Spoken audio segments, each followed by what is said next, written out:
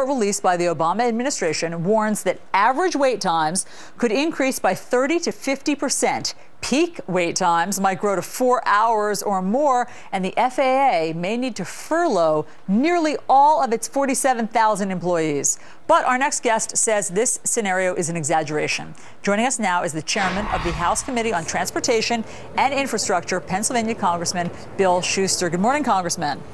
Good morning, Allison. Okay, so you say that this whole scenario that we've heard from the administration is an exaggeration. 47,000 FAA employees won't need to be furloughed?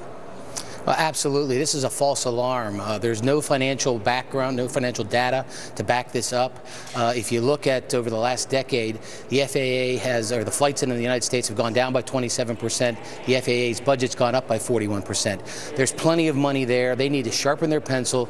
They need to get down to work to look at other places where they can move this money around, and they can do that such in as, the FAA's budget. And Congressman, if they don't want to lay off anyone, and I'm sure they don't, and we don't want to have longer wait times, what could they cut?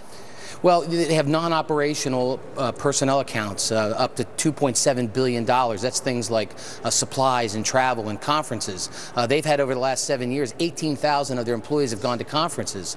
So they can cut out those kinds of things before they have to cut into the muscle of the FAA. It's just poor financial management, and that's been the history of the FAA. They need to get down to business. They need to look at it like a private company does and says, we're in tough times. Let's figure out how to become more productive, and let's figure out where we can cut and make sure that safety isn't sacrificed. Speaking of safety, Janet Napolitano, Secretary of Homeland Security, has said that she is concerned about national security. Do you have any fear that there will be TSA agents that are cut and somehow there'll be terrorists that can sneak in?